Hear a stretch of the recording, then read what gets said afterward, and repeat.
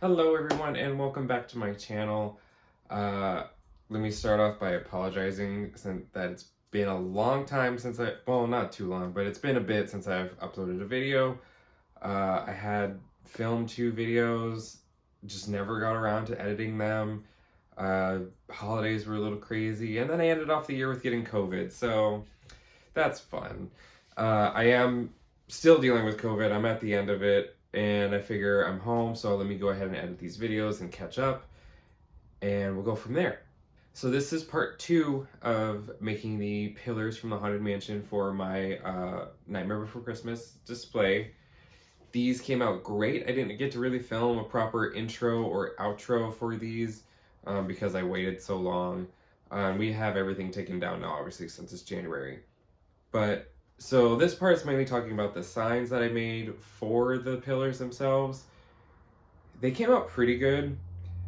I did hit some snags, and I will have to remake part of the signs for next year, and we'll talk about that when we get to it, so you'll see what I'm talking about. Well, with that being said, let's go ahead and get started, and we'll talk about how I made these and the kind of faults that came along with making them. And starting off, I'm taking a piece of insulation foam that I took a replica of the Haunted Mansion plaque to and traced it out, and then traced out what I was going to do with it for the Haunted Mansion overlay, or Haunted Mansion holiday overlay, and then taking a stencil of the words for the Haunted Mansion that my friend made on her Cricut machine. I'm going to take that and apply it to the foam, and then after it's been applied to the foam, I am going to grab some spray paint. It doesn't matter what color you have on hand, I just grab the one that's closest to me, and just lightly like kind of misted or sprayed a little bit on to where the letters were. I wasn't going for full coverage or anything because it's not going to matter. I'm going to drill it out anyway. But you don't want to do too much because this spray paint will eat up the foam, and we'll talk about that later.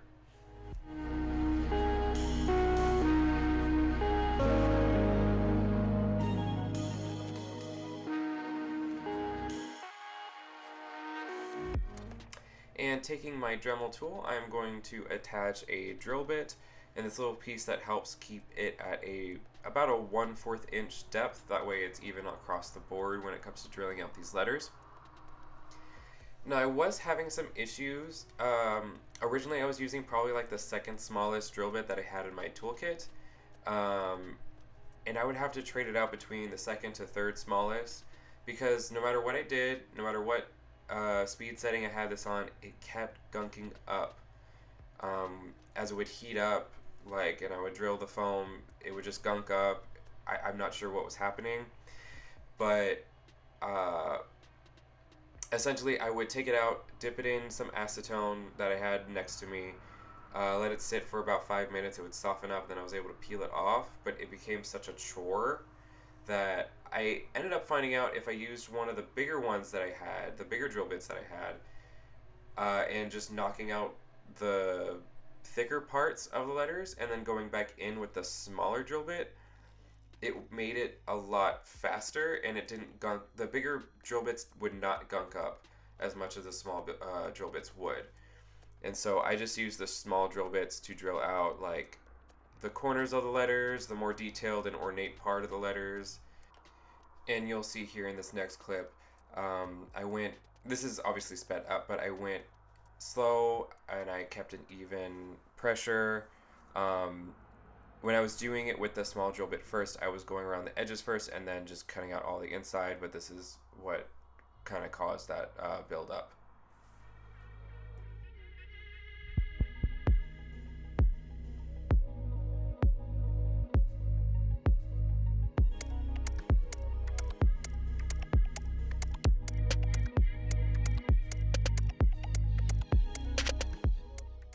And now that that's done and is looking great so far, I am going to take some just regular kitchen foil, and that is going to build up around um, the letters themselves, and that is going to create a buildup for the wreath that I'm going to then cover later in foam.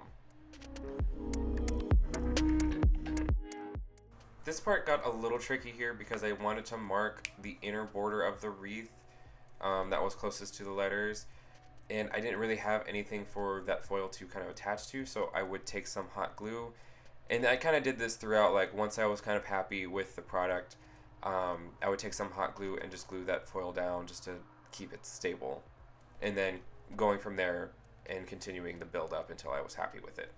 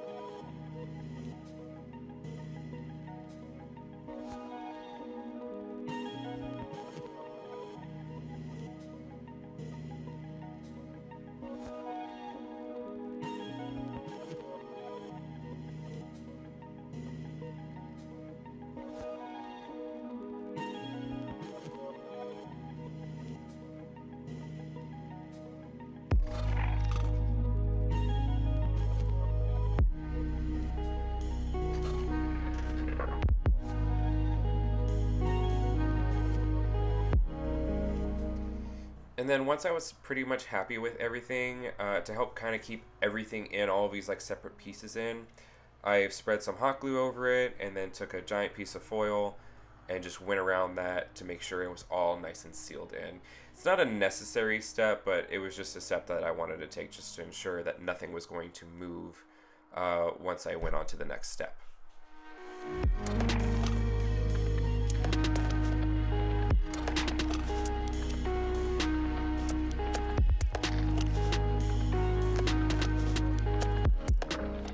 And for the next step, I took some foam clay that I rolled out to the thinnest that I could get it, and I was just cutting out some random geometric shapes. It didn't really matter how they looked.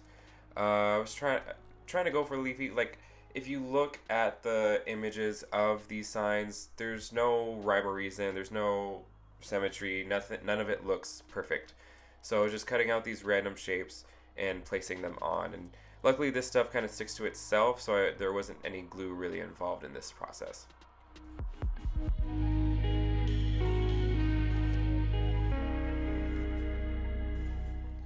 And then using the same foam clay, I just created the eyes, kind of rolling them out, sizing them up the way I liked them, and just overall making sure that they looked even to each other, the same size, making sure they're not cross-eyed or anything.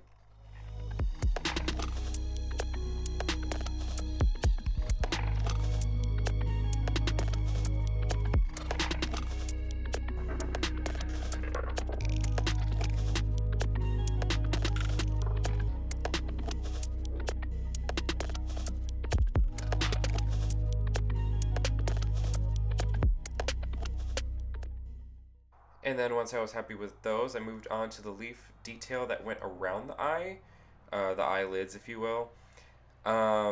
This is one of those moments where it's best to have a reference photo, which I did have next to me, and just pretty much copying it as best as I could, pinching it to give it more of that leafy detail, and layering it the best way I saw fit for this.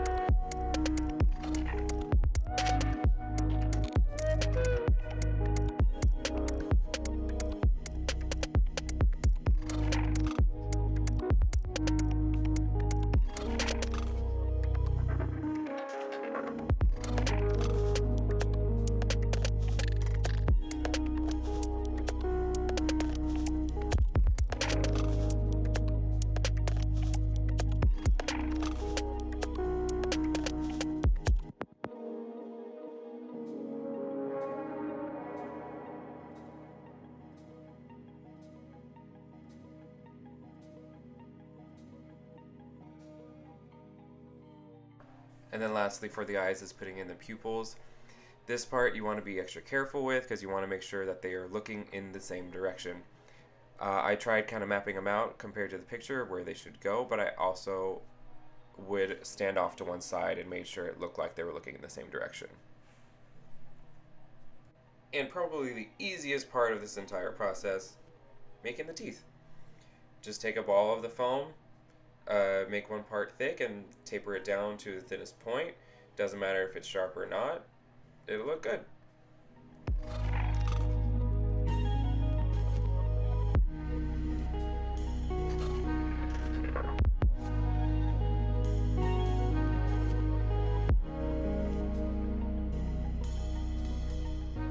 And as I said before, this clay foam is pretty sticky just as is, so I didn't use any adhesive to stick these down. They were just sticking to themselves and onto the insulation foam.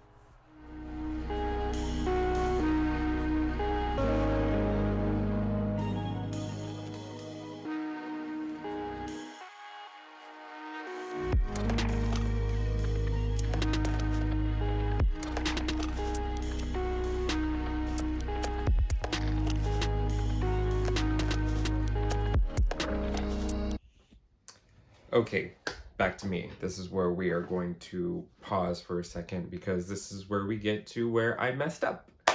So the next step that I did in this was I took this stuff called Plasti Dip. It is a spray rubber. It's kind of like an off-brand version of, I guess, like Flex Seal if you've seen that commercial. And I wanted something to protect the foam and kind of seal the foam before I painted it.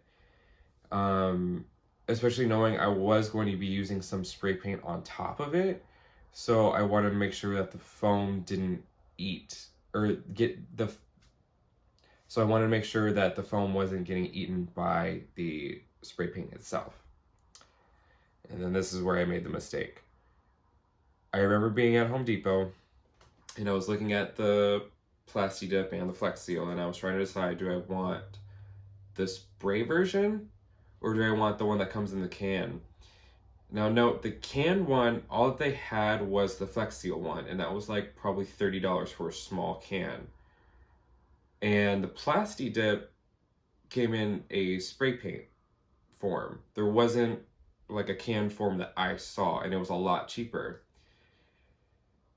And stupidly, I thought to myself, well, stupidly and because I was trying to save money, I was like, well, the Plasti Dip is cheaper, and also it's supposed to be like a rubber or a liquid plastic, so I imagine there's no acetone in this, which acetone is what eats the foam. And I looked at the can, I was looking up everything about it, and I couldn't find anything that said it had acetone on it. So I took it and I started off by spraying around the sides, and it was fine. And I sprayed the inside, and you could immediately see this Plasti Dip did not want to stick to the insulation foam. But I kind of sprayed it, and I was like, well, it looks like it's doing fine for this. For some reason, the Plasti Dip worked fine for the foam clay. It did not work for this. If you can see, it like this isn't as clean as it was in the shot you saw before this. So it ate it up. It ate this up so much. I was able to kind of save it because I bought this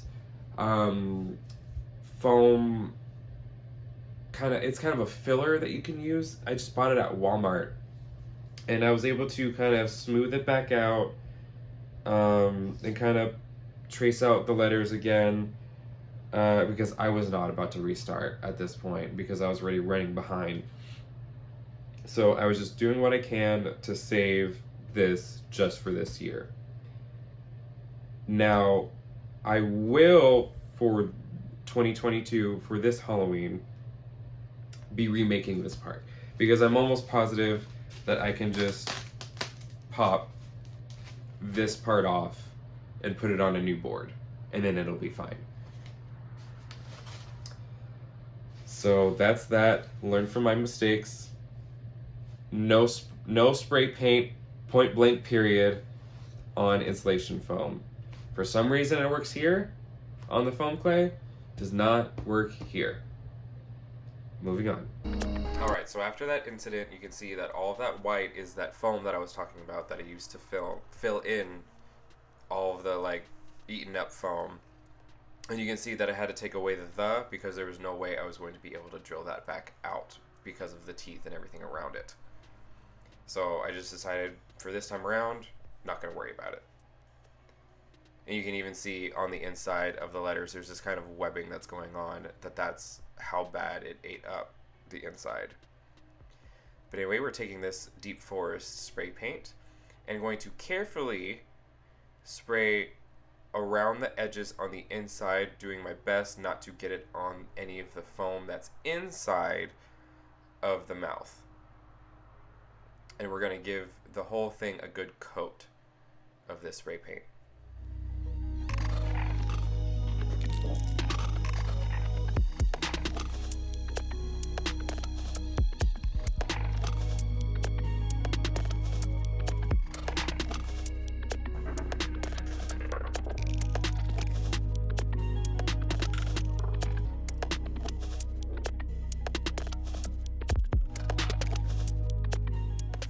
Now bear with me on this one. You're going to see some inconsistencies in this editing because while I was painting one of these, the other one was drying, and then I would go back and forth while I'm painting these. So you're going to see that the eyes in some of the next shots are not going to be painted as well as the teeth.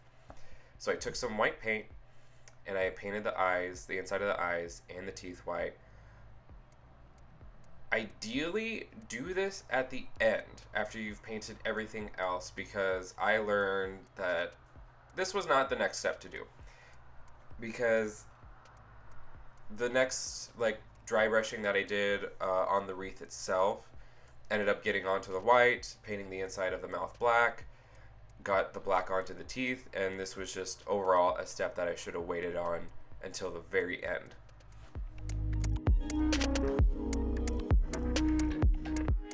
Now here's a bit of trial and error that happened.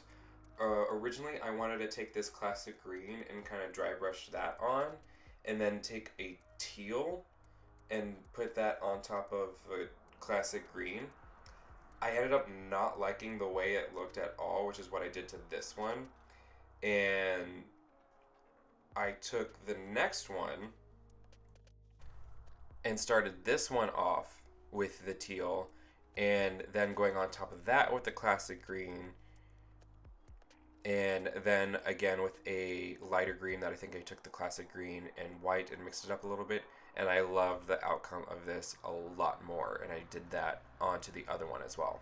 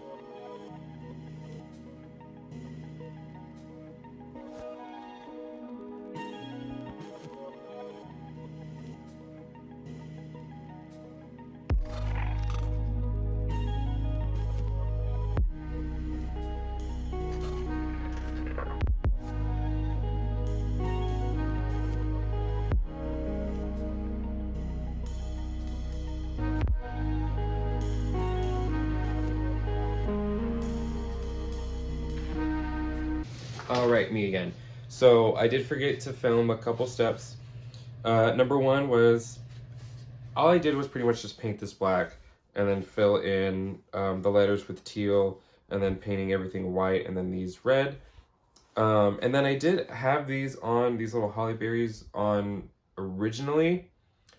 But as you could see, if you pay close attention, as I was painting this part, they were starting to get whacked off by the brush.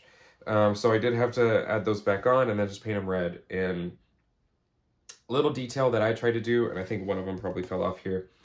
I try to make 13 of them, including the two pupils, because number 13 and the Haunted Mansion kind of go hand in hand. But yeah, that's pretty much it for these. I did spray these down. I don't know if I filmed a segment for that. I did spray these with a little protectant from the UV and everything, just to seal all the paint in and everything.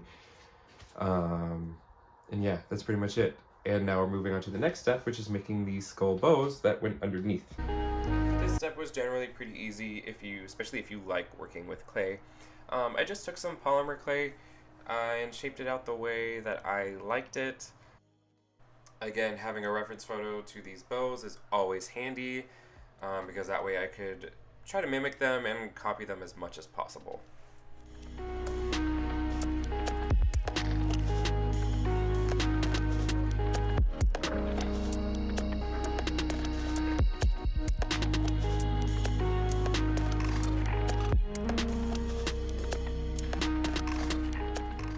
Alright, bear with me on this shot here.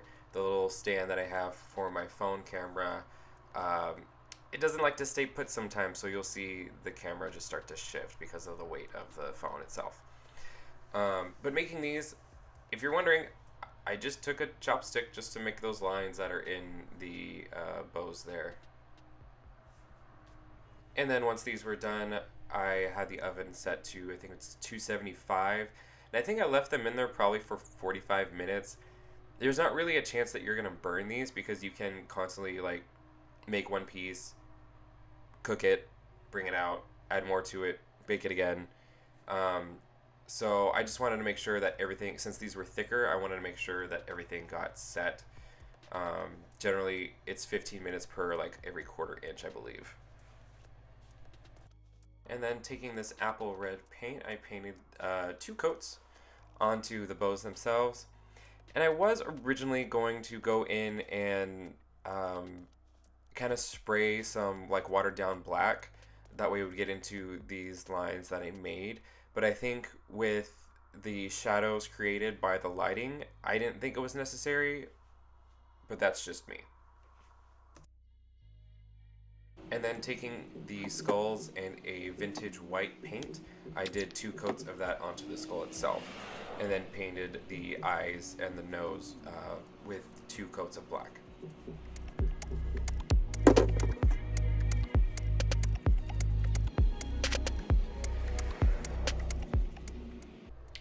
Now that the signs and the bows were essentially done, I moved on and took these extra boards that my dad just so happened to have extra of. And I marked off where the center was and then drilled a hole, and this was going to be for the lamps that are going to go on top. This is what they're going to sit on, and the hole is for the wires to run through. And then once the rows were done, I just took some of the Drylock and painted those on. I think I only did 1 coat of this. No one's going to see these really, so it didn't matter. I just need to do something to help it blend in a little bit just in case. But unless you're like 6'2", you're not going to see this part. And then to attach these boards to the top of the pillars themselves, I used Gorilla Glue. Definitely use a lot more Gorilla Glue than you think you need because I put very little, and I think it was because I was afraid of the foam that's created by the Gorilla Glue expanding out. But that's not something that you should worry about or need to worry about. I just overthought it, and they ended up popping off later when I had these laying on their sides. But that's also because the lamps were on them, and I've now learned that the lamps need to be taken off when these are stored on their sides, or else that wood will pop off again.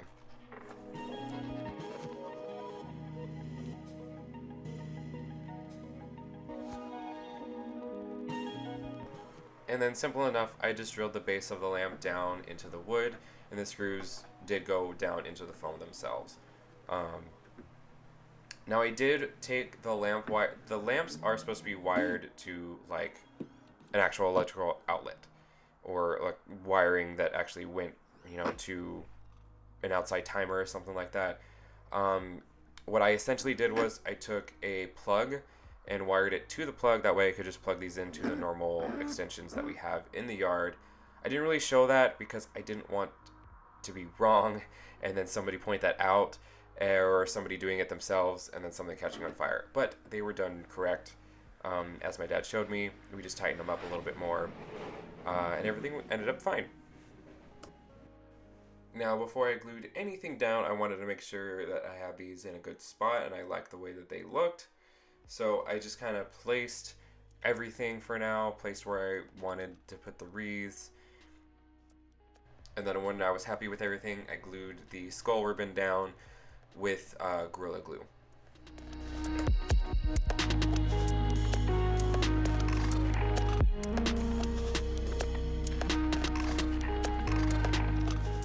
Now, with the idea that I was going to be remaking part of these signs for the next year, I just used command strips, which were a great idea because they stayed attached for the most part. They were only out for one day, so I didn't have to worry about them falling off.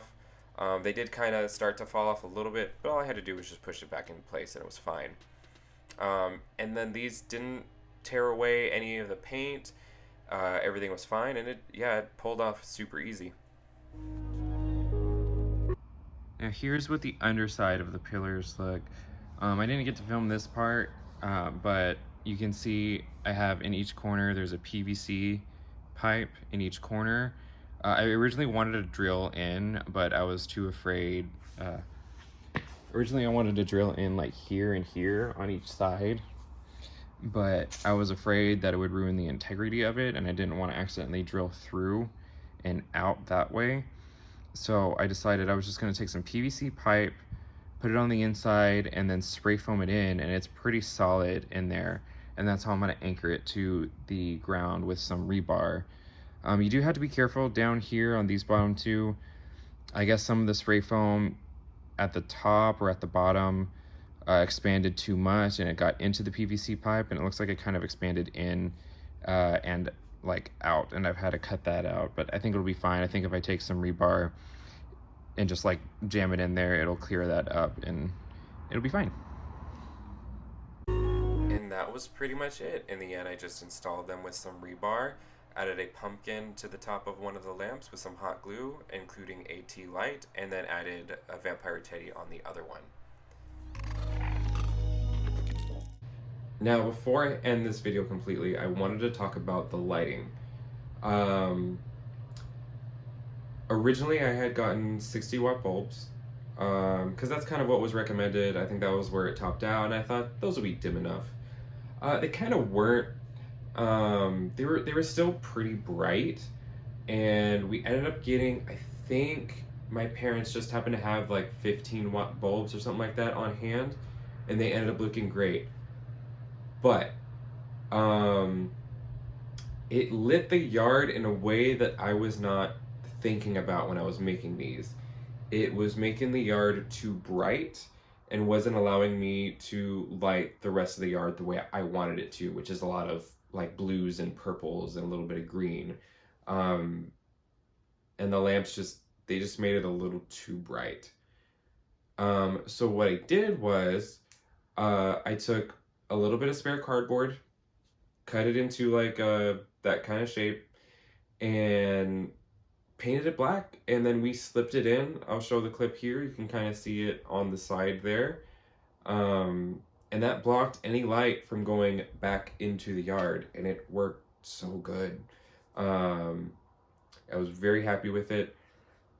I will be working on some lighting next year because people were having a lot of trouble taking pictures, as it turns out, and that lighting from the lamps probably would have been useful for that situation, but I didn't think about that because this year for some reason we just had a lot of people having issues with the lighting and taking pictures. Other than that, they look great. This year I will be fixing them up again. Just the signs themselves, everything else about it is fine. I made these in a way that, like I said, the lamps themselves can be drilled up, taken off with the wire, and that way that can be stored in a safe place and they don't break because they were not cheap. And yeah, that's pretty much it. I will be adding, I wanted to do this year, but again, I didn't have time.